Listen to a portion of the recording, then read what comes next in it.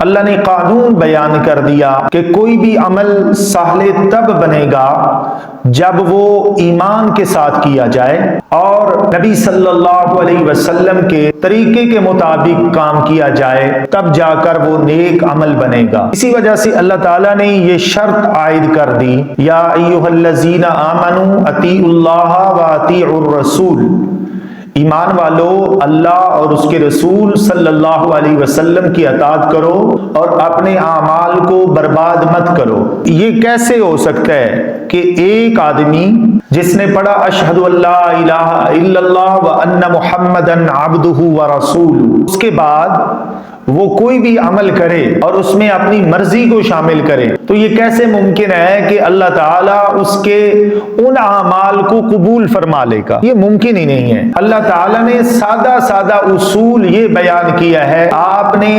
عبادت اللہ کی کرنی ہے اور طریقہ محمد الرسول اللہ صلی اللہ علیہ وسلم کا اپنانا ہے۔ اگر نہیں اپنایا جائے گا وہ طریقہ تو اللہ تعالیٰ اس طریقے کے مطابق کیا گیا عمل اپنی بارگاہ میں قبول نہیں فرماتا۔ اللہ کے رسول صلی اللہ علیہ وسلم جمعے کا خطبہ ارشاد فرما رہے تھے، ایک شخص کو دیکھا جو دھوپ میں کھڑا ہے۔ اللہ کے رسول نے پوچھا یہ بندہ دھوپ میں کیوں کھڑا ہے؟ لوگوں نے بتایا کہ اللہ کے رسول اس نے نظر مانی ہے کہ یہ دھوپ میں کھڑا رہے گا۔ آپ نے فرمایا اس کو بلاؤ، اس کو کہو یہاں پر آ کے بیٹھ جائے۔ اس کو ہرگز یہ اجازت نہیں ہے کہ یہ خود کو تکلیف پہنچائے۔ تکلیف پہنچا کر عبادت کرنا یہ بھی اللہ کو پسند نہیں ہے اور میرے رسول صلی اللہ علیہ وسلم کا یہ طریقہ بھی نہیں ہے۔ اس لیے اب آپ دیکھیں نا کہ ایک آدمی نظر مانتا ہے اور وہ خود کو تکلیف پہنچا رہا ہے، دھوپ میں کھڑا ہے، موسم گرم ہے، موسم سرد ہے، ہر حال میں وہ کھڑا ہے۔ اگر وہ یہ کام کرتا ہے تو آپ یقین کریں بظاہر لوگوں کی نظر میں تو وہ ایک اچھا انسان ہو سکتا ہے یا اس کا ایک عمل ایسا جو لوگوں کو پسند آ سکتا ہے، لیکن اللہ اور اس کے رسول صلی اللہ علیہ وسلم کا یہ طریقہ نہیں ہے۔ نبی صلی اللہ علیہ وسلم نے ایک شخص کو دیکھا چپ کر کے بیٹھا ہے، کسی سے کلام نہیں کرتا۔ اللہ کے رسول نے پوچھا بھائی یہ بندہ بول کیوں نہیں رہا؟ تو صحابہ نے کہا اللہ کے رسول اس نے نظر مانی ہے کہ یہ خاموش رہے گا۔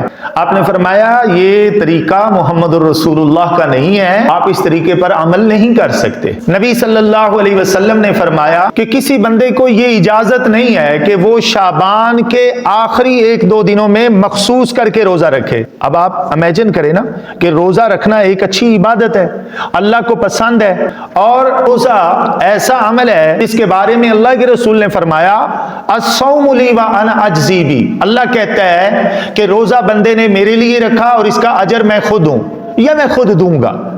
اس کے بارے میں فرشتوں نے یہ نہیں لکھنا کہ اس بندے کا اتنا اجر ہے، یعنی نماز اگر کوئی بندہ پڑھتا ہے جماعت کے ساتھ تو اس کی 25 نمازیں یا 27 نمازوں کا ثواب لکھ دیا جاتا ہے، لیکن روزے کے بارے میں صرف یہ لکھا جاتا ہے کہ یہ جو بندہ ہے اس نے روزہ رکھا، اجر کا نہیں لکھا جاتا کیونکہ اللہ اجر خود دیں گے۔ اب اللہ کے رسول فرما رہے ہیں استقبال رمضان کے طور پر شعبان کے آخری ایک دو دنوں کے اندر روزہ رکھنا منع ہے، یہ میرے رسول کا طریقہ نہیں ہے۔ روزہ رکھا اور طریقہ رسول اللہ صلی اللہ علیہ وسلم کا نہیں اپنایا جائے گا تو اللہ تعالیٰ ایسے عمل کو اپنی بارگاہ میں قبول نہیں فرماتا۔ نبی صلی اللہ علیہ وسلم ایک سفر میں تھے، اللہ کے رسول کہیں جنگ کرنے کے لیے جا رہے تھے، صحیح مسلم میں یہ حدیث ہے، اور اللہ کے رسول نے فرمایا گرمی بہت زیادہ ہو گئی ہے، ہم سفر میں ہیں، تمام صحابہ روزہ افطار کر دیں۔ اب نبی صلی اللہ علیہ وسلم کے اس حکم کو سننے کے بعد کچھ صحابہ نے روزہ افطار کر لیا اور کچھ نے نہیں کیا، یعنی دوپہر کا وقت ہے، روزہ افطاری کا ٹائم نہیں ہے۔ اللہ کے رسول نے فرمایا روزہ افطار کرو، کچھ صحابہ کرام نے کر لیا اور کچھ نے نہیں کیا۔ انہوں نے کہا کہ ہم یہ نیکی کریں گے، اس کو پایا تکمیل تک پہنچائیں گے۔ اللہ کے رسول کو جب پتا چلا کہ انہوں نے روزہ افطار نہیں کیا، آپ نے فرمایا ادھر آؤ، روزہ کیوں نہیں افطار کیا؟ کہا اللہ کے رسول ہم نیکی کرنا چاہتے ہیں۔ فرمایا محمد کے طریقے کو چھوڑ کر تم نیکی کو کیسے پہنچ سکتے ہو؟ آپ جو بھی نیک کام کریں گے اس کے لیے ضروری کیا ہے؟ رسول کریم صلی اللہ علیہ وسلم کا طریقہ۔ اللہ کے رسول کے طریقے کو چھوڑ کر کوئی شخص چاہے کتنی ہی بڑی عبادت کیوں نہ کرے، اگر اس پر میرے رسول کی مہر موجود نہیں ہے تو وہ عمل اللہ تعالیٰ اپنی بارگاہ میں قبول ہی نہیں کرتا۔ ام المومنین سیدہ عائشہ رضی اللہ عنہا فرماتی ہیں کہ رسول کریم صلی اللہ علیہ وسلم نے فرمایا کہ جس بندے نے کوئی اس طرح کا کام کیا جس پر محمد صلی اللہ علیہ وسلم کا حکم موجود نہیں ہے اور عمل موجود نہیں ہے، اللہ اس عمل کو اپنی بارگاہ میں قبول کرتا نہیں ہے۔ اللہ کو صرف وہ عمل پسند ہے جس پر میرے رسول کا طریقہ موجود ہے۔ اب ذرا دیکھیے، آپ ایک لمحے کے لیے سوچئے، حضرت آدم کو اللہ نے اتارا زمین پر، جو ہی زمین پر اترے تو اللہ نے پتہ کیا شرط عائد کر دی؟ فرمایا فَإِمَّا يَأْتِيَنَّكُم مِّنِّي هُدًى فَمَن تَبِعَ هُدَايَ فَلَا خَوْفٌ عَلَيْهِمْ وَلَا هُمْ يَحْزَنُونَ۔ اب تمہارے پاس میری طرف سے ہدایت آئے گی، اس کی اتباع کرنی ہے، اتباع کرو گے تو ہوگا کیا؟ فَلَا خَوْفٌ عَلَيْهِمْ وَلَا هُمْ يَحْزَنُونَ، نہ کوئی غم ہوگا اور نہ کوئی خوف ہوگا۔ اللہ غم سے بھی آزاد کر دے گا، خوف سے بھی آزاد کر دے گا۔ اس لیے پہلے انسان جو اللہ نے زمین پر اتارا، اس کے اوپر بھی یہ پابندی عائد کر دی کہ آپ نے کوئی بھی عمل کرنا ہے، اگر آپ اس طریقے کو چھوڑ کر کوئی اور طریقہ اختیار کرتے ہیں تو اللہ تعالیٰ اس عمل کو اپنی بارگاہ میں قبول کرتا ہی نہیں۔ ہمارے معاشرے کے اندر بہت ساری عبادات وہ بنا کر مسلمانوں کے اندر عام کر دی گئی ہیں۔ مثال کے طور پر جیسے 22 رجب کو کنڈے پکائے جاتے ہیں، 27 رجب کو لوگ رات کو عبادت کرتے ہیں، اگلے دن کا روزہ رکھتے ہیں۔ اسی طریقے سے وہ 10 بیویوں کی کہانی وہ بھی مسلمانوں کے اندر عام ہو گئی۔ تو اس طرح کی جو چیزیں ہیں یہ پھر مسلمانوں کے اندر عام کر دی گئی۔ ان کو عام کرنے والے کون تھے؟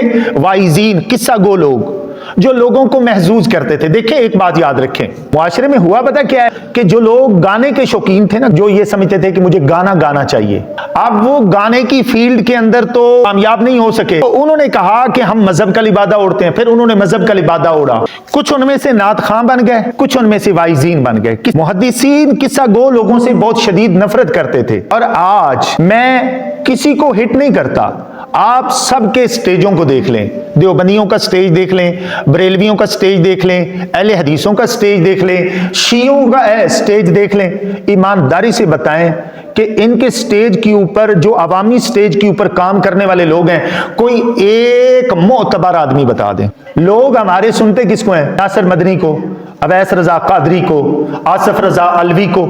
یہ کون لوگ ہیں؟ اور بھائی یہ تو اپنے سگنیچر نہیں کر سکتے، یہ قصہ گو لوگ ہیں، گانے کی فیلڈ میں کامیاب نہیں ہو سکے، ادھر آگے مذہب کا لبادہ اوڑھ لیا۔